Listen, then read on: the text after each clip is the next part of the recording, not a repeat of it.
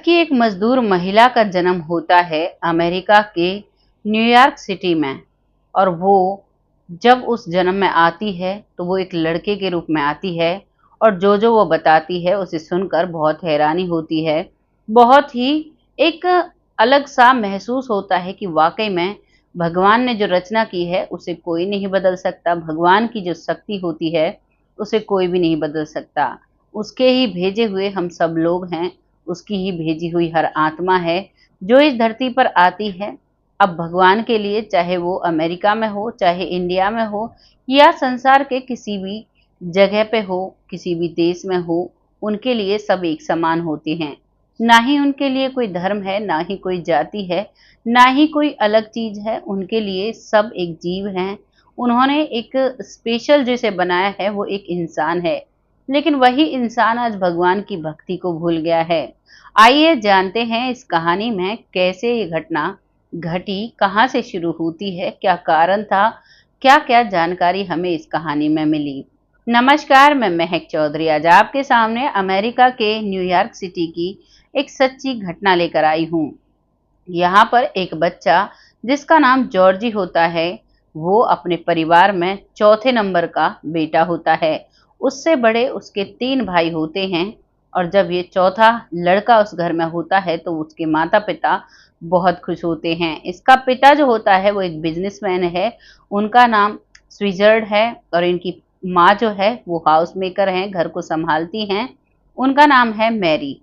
दोनों बहुत अच्छे से अपने चारों बच्चों को बहुत अच्छे से परवरिश देते हैं, धीरे धीरे बड़ा कर रहे हैं। पिता जो है वो सारे दिन अपने बिजनेस में मशहूर रहते हैं। धीरे धीरे ये बच्चा जॉर्जी बड़ा हो रहा है। जब ये 6 साल का हो जाता है तो इसे सारी चीजें महसूस होती हैं। और जब भी इनके घर में कोई काम होता तो सबसे पहले लड़कियों की तरह ये सारा काम खुद कराने की कोशिश करता।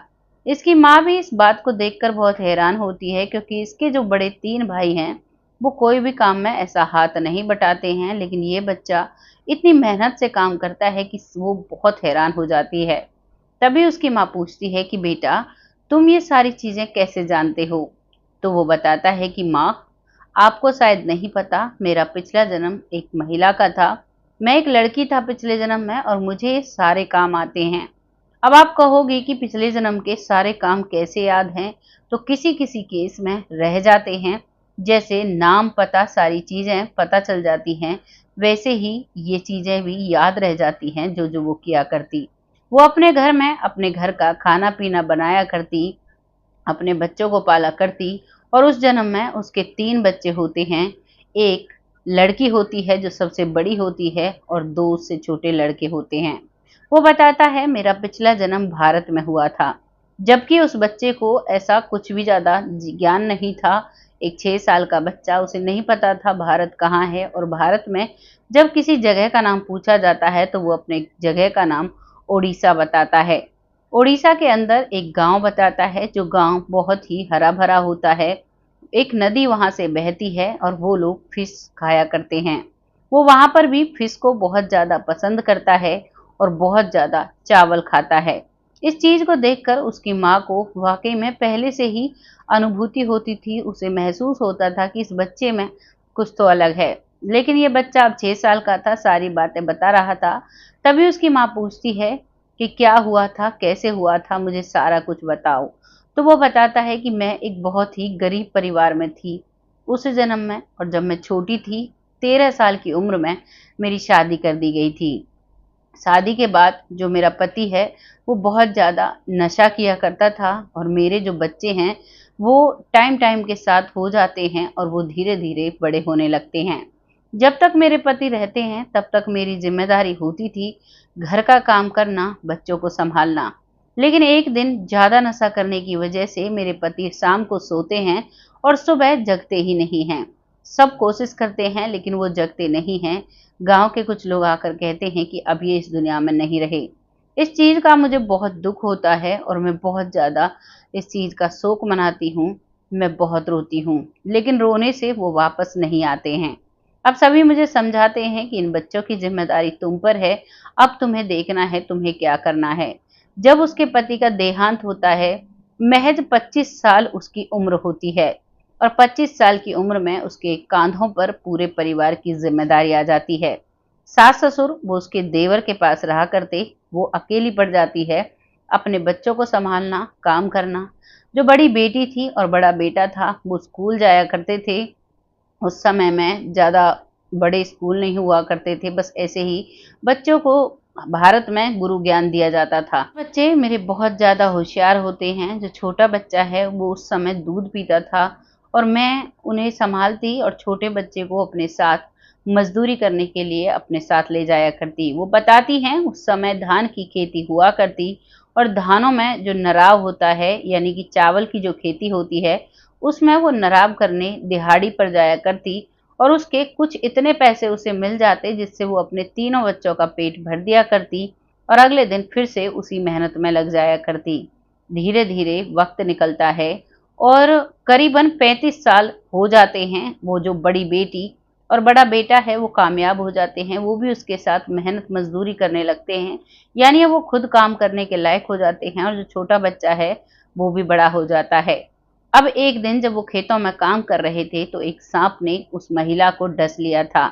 उस महिला का नाम सत्तो होता है और जैसे ही सांप डसता है तो उन्हें उनके पैर में से डसता है क्योंकि वो धान के खेत में नराब कर रही थी और जैसे ही पैर में सांप काटता है तो उसे महसूस नहीं होता है क्योंकि धान के खेत में काफी ऐसी सुइयां सी होती हैं। जब हम चलते हैं तो हमें ऐसा लगता है कोई सुई धान की ही चुभी होगी, लेकिन उसे सांप ने काटा था। जब वो वहां से निकलती है तो उसे काफी देर में निकलती है और उसे नींद सी आने लगती है। उसके बाद वो देखती है बाहर आकर अपने पैर को तो उसके पैर में सांप के काटने का निशान उसे दिख जाता है। अब वो अपनी ही चुन्नी से वहां पर बंद लगाती है और अब वहां पर जो सांप का जहर निकालते थे उनके पास जाने की कोशिश करती है। साथ में उसका बड़ा बेटी और बड़ा बेटा था, दोनों उसे लेकर जाते हैं। और भी कुछ लोग थे, वो सारे कोशिश करते हैं, लेकिन जब तक वो उस वैद्य जी के पास पहुंचते हैं तब तक वो इस दुनिया से जा चुकी थी, क्योंकि उस समय उन्हें बैल बुग्गी जो होती है उसमें लिटा कर ले जाया जाता है और रास्ते में ही उसकी आंखें बंद हो जाती हैं। क्योंकि बताते हैं जब सांप का जहर चढ़ता है तो बहुत जोर से नींद आती है और अगर व्यक्ति सो जाता है तो उसके बाद उसकी आंखें नहीं खुलती हैं। वैसा ही सत्तो के साथ होता है और वो इस दुनिया से चली जाती है। लेकिन जब उसे सांप ने काटा था तो उसे अपने छोटे बेटे की बहुत याद आती है। वो कहती है कि उसे कैसे वो बड़ा होगा, क्योंकि दो बच्चे कामयाब हो चुके थे, वो अपना पेट बहुत अच्छे से भर सकते थे, लेकिन उसका जो छोटा बेटा है वो अभी इतना सक्षम नहीं था। उसकी बेटी जो है वो कहती है कि माँ आप चिंता मत करो, जो होगा सब सही होगा, मैं हूं ना। वो बेटी काफी दिलासा देती है, लेकिन वो रास्ते में ही दम तोड़ देती है। वैद्य जी देखते हैं और वो कह देते हैं कि अब ये नहीं रही, ये इस दुनिया से जा चुकी हैं। उसके बाद जो वहाँ का रीति रिवाज था उसके हिसाब से उसका अंतिम संस्कार किया जाता है और उसके बाद अब इसका जन्म अमेरिका के न्यूयॉर्क सिटी में होता है। वहां पर वो अपने परिवार की जब चीजों को देखता है तो बहुत ही एक अलग सा महसूस होता है। तभी उसकी माँ पूछती है और क्या रहा था, तो वो बताता है कि जब मैं मेहनत मजदूरी किया करती तो हमारे यहाँ से एक ट्रेन जाया करती, जो लोग बताते थे कि ये अमेरिका जाती है और वहां पर ज्यादातर ट्रेन में जो लोग होते थे वो बड़े ही पैसे वाले हुआ करते थे और उनको देखकर उसके मन में हमेशा ये लालसा रहती थी कि पता नहीं अमेरिका कैसा शहर है, अगर मैं वहां जाती हूँ तो मुझे कितने पैसे मिलेंगे, मैं ऐसे ही मेहनत कर लिया करूंगी। लेकिन उसी के कुछ जानने वाले कहते हैं कि वहां पर ऐसे नहीं जाया जाता, बहुत पैसे लगते हैं और बहुत हिसाब किताब से जाया जाता है। इसीलिए उसकी ये दबी हुई इच्छा उसके मन में रह जाती है। एक दूसरा इंसिडेंस वो बताती हैं कि जब वो धान की कटाई होती तब तो खेतों में मेहनत किया करती, बाकी जो वक्त बचा करता जो लोग वहाँ के अमीर लोग थे उनके घरों में झाड़ू पोछा साफ सफाई का काम किया करती और उसी से उसका भरण पोषण 12 महीने चलता था। वहां पर उस घर में जिसमें काम करती थी वहां पर एक महिला होती है जिसके कपड़े बड़े ही सुंदर होते हैं। वो जब भी पूछती कि मैम साहब ये कपड़े आप कहाँ से लाते हो, तो वो भी यही कहा करती मेरे पति अमेरिका में नौकरी करते हैं और वहीं से मेरे लिए ये कपड़े आते हैं।